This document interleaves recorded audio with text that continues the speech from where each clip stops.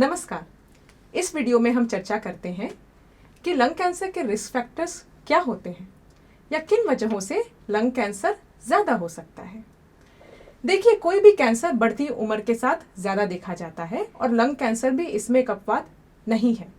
यह देखा गया है कि जिनकी उम्र ज़्यादा होती है उनमें लंग कैंसर भी ज़्यादा देखा जाता है। लेकिन हाँ, कुछ रिस्क फैक्टर्स ऐसे हैं जिनको कंट्रोल करके या नियंत्रित करके हम लंग कैंसर कम कर सकते हैं। जैसे कि आप लोगों में से कई लोगों को पता होगा स्मोकिंग के बारे में, टोबैको के बारे में। टोबैको और स्मोकिंग के चलते लंग कैंसर बहुत ज़्यादा देखा जाता है।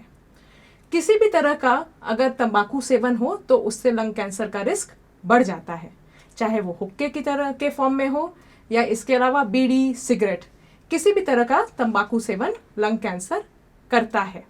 और इसी की वजह से लंग कैंसर दुनिया में एक बहुत ही ज़्यादा आम तौर पे देखा जाने वाला कैंसर है। कुछ देशों में ऐसी नीतियां आ गई हैं जिसकी वजह से तंबाकू सेवन काफ़ी कम हो गया है और अवेयरनेस भी बढ़ गई है, तो जिसकी वजह से वहाँ पे लंग कैंसर अब कम होना शुरू हो गया है।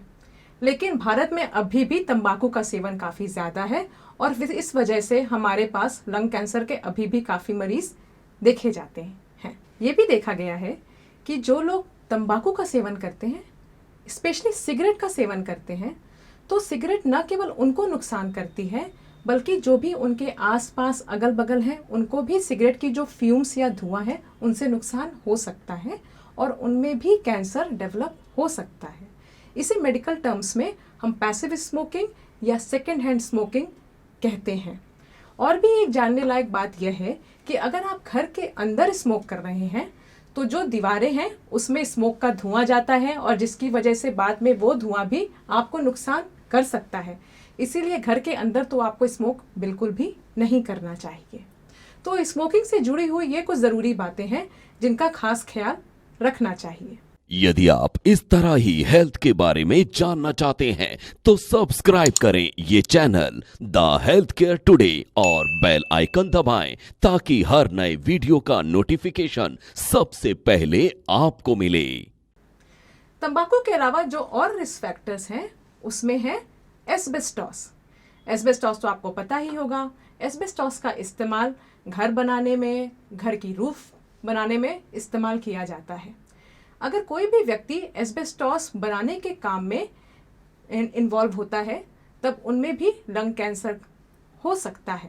ऐसे ही कुछ और इंडस्ट्रीज़ हैं जैसे कि टेक्सटाइल इंडस्ट्रीज़ बोलते हैं, जिसमें कि लंग कैंसर होने का रिस्क ज़्यादा हो सकता है। इसके अलावा कुछ और भी रिस्क फैक्टर्स हैं, जैसे कि हमारे यहाँ इंडिया में गांव देहात में अक्सर देखा गया है कि औरतें चूल्हे पे बहुत काम करती हैं। चूल्हे की वजह से भी लंग कैंसर ज़्यादा होता है।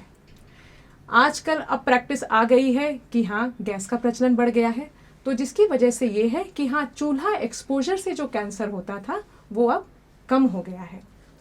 इसके अलावा अब चूंकि एयर पोल्यूशन काफ़ी बढ़ गया है, हर जगह ही बढ़ गया है, लेकिन हाँ, इंडिया, चाइना, कुछ ऐसी कंट्रीज़ हैं जहाँ पे एयर पोल्यूशन बहुत ही ज़्यादा है और एयर पोल्यूशन का रिस्क न केवल फेफड़े की बीमारी जैसे कि दमे में है बल्कि इसकी वजह से लंग कैंसर के मरीज़ भी बढ़ रहे हैं।